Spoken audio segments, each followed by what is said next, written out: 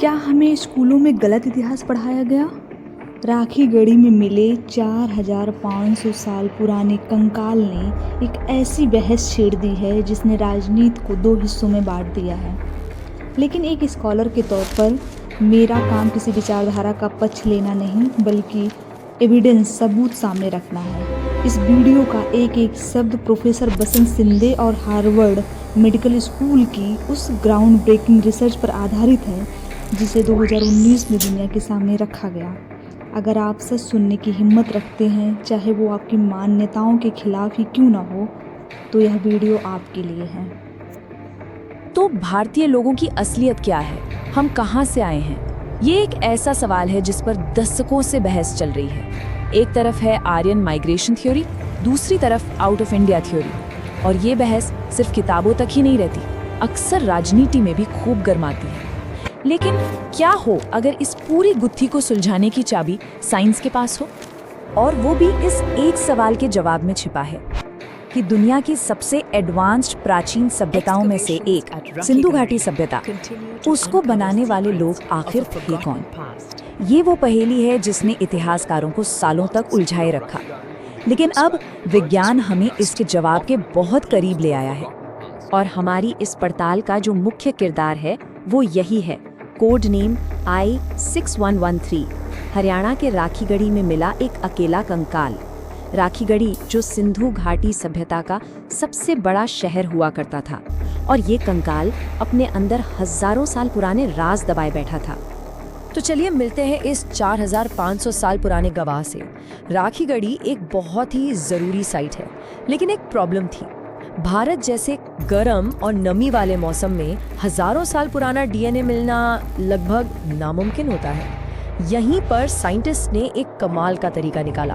उन्होंने कान के अंदर की सबसे घनी हड्डी पेट्रस बोन को यूज किया। ये हड्डी एक टाइम कैप्सूल की तरह डीएनए को महफूज रखती है।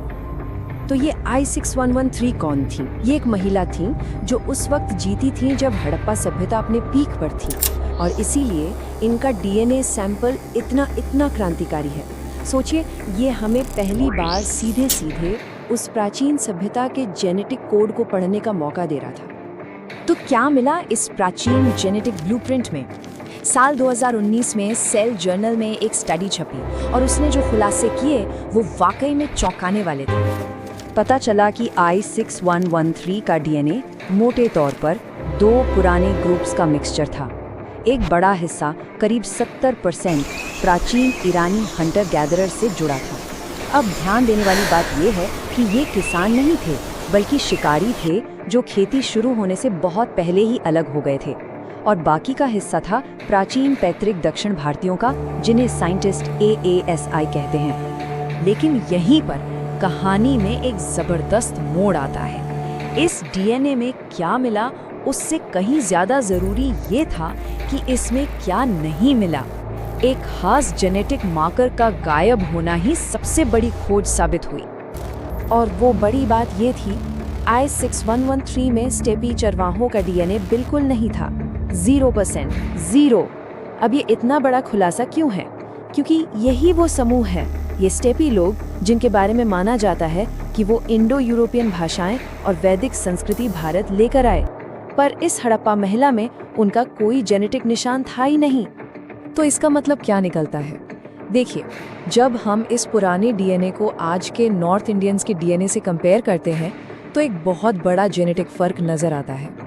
ये इस बात का पक्का सबूत है कि हड़प्पा के लोग वैदिक आर्यन नहीं थे, क्योंकि उनमें वो जेनेटिक हिस्सा था ही नहीं जो बाद में उत्तर भारत में आकर मिलता है।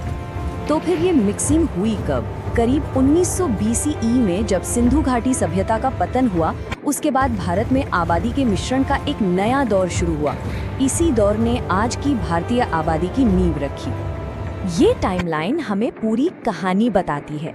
सबसे पहले सिंधु घाटी सभ्यता के शहर कमजोर हुए, उनका पतन हुआ। उसके बाद सेंट्रल एशिया से स्टेपी ग्रुप्स का माइग्रेशन हुआ। ये सीक्वेंस बहुत जरूरी है। ये दिखाता है कि ये दोनों घटनाएं एक साथ नहीं हुई थीं।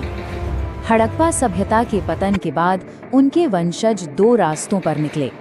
कुछ लोग दक्षिण की तरफ गए और वहां की लोकल ASI आबादी के साथ घुल मिल गए, जिससे बना पैतृक दक्षिण भारतीय यानी ASI ग्रुप। वहीं जो लोग उत्तर में ही रहे वे बाहर से आए स्टेपी प्रवासियों के साथ मिले और उनसे बना पैतृक उत्तर भारतीय यानी ANI ग्रुप। और जेनेटिक्स से एक और बड़ी दिलचस्प बात पता चलती है, ये जो मिश्रण हुआ वो जेंडर बायस था। मतलब बाहर से आने वाले ज्यादातर मर्द थे, जैसा कि Y-DNA पैटर्न दिखाता है, जबकि मैटरनल लाइन यानी माँ की तरफ का mtDNA ज्यादातर लोकल ही रहा। ये किसी सिंपल ट्रेड या दोस्ती से ज्यादा कुछ और ही इशारा करता है। अच्छा, अब तक तो हमने DNA की कहानी सुनी। चलिए अब इस जेनेटिक कहानी को जमीन पर मिले सबूतों से जोड़ते हैं, यानी आर्कियोलॉजी और कल्चर से। ये टेबल बिल्कुल साफ कर देती है कि हम दो अलग अलग दुनियाओं की बात कर रहे हैं। सिंधु घाटी सभ्यता शहरी थी, उनके लिए बैल बहुत जरूरी था। दूसरी तरफ वैदिक संस्कृति ग्रामीण थी और उनके लिए घोड़ा सबसे अहम था। जेनेटिक्स से लेकर भाषा तक सब कुछ अलग था। अब यहाँ एक जरूरी बहस सामने आती है। इस खुदाई के एक लीड आर्कियोलॉजिस्ट वसंत शिंदे, उनका मानना है कि हड़प्पा के लोग ही वैदिक लोग थे और संस्कृति भारत से बाहर की तरफ फैली।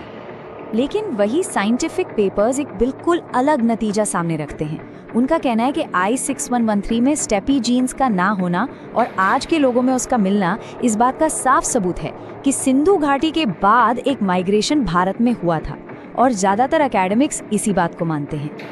तो इस सब का आज के लिए क्या मतलब है? ये कहानी सिर्फ इतिहास की नहीं है, ये हमें ये भी बताती है कि आज हम कौन हैं। ये स्लाइड एक बहुत बड़ी सच्चाई दिखाती है। आज के उत्तर और दक्षिण भारतीय दोनों की जेनेटिक बनावट में सबसे बड़ा हिस्सा सिंधु घाटी के लोगों का है, यानी वो हम सब के साझे पूर्वज हैं। और एक और कमाल की खोज सुनिए, उस प्राचीन हड़प्पा महिला का DNA आज सबसे ज्यादा किससे मिलता है? दक्षिण भारत के आदिवासी समूहों से, जैसे कि इरूला जनजाति। ये इस थ्योरी को और भी मजबूत करता है कि हड़प्पा के लोग शायद एक प्रोटो द्रविडियन भाषा बोलते थे जो आज की दक्षिण भारतीय भाषाओं की पूर्वज है। इस पूरी कॉम्प्लेक्स कहानी को समझने का एक बहुत आसान तरीका है इंडियन पिज्जा का आइडिया। सोचिए कि सबसे नीचे जो बेस है वो ASI है, उसके ऊपर सिंधु घाटी सभ्यता की सॉस लगी है और फिर उसके ऊपर स्टेपी और दूसरे ग्रुप्स की टॉपिंग्स डाली गई। तो ये जेनेटिक डेटा हमें एक बात बिल्कुल साफ साफ दिखाता है, ये जो शुद्ध नस्ल या प्योर रेस का आइडिया है ये एक मिथक है, एक कहानी है। असलियत ये है कि भारत का इतिहास हमेशा से ही मिश्रण का, मिक्सिंग का इतिहास रहा है। हम सब एक मिश्रण है। और इसी सवाल के साथ हम अपनी बात खत्म करते हैं।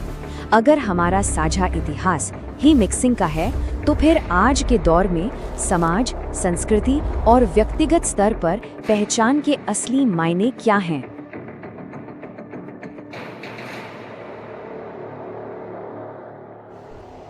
अगर आप खुद इन रिपोर्ट्स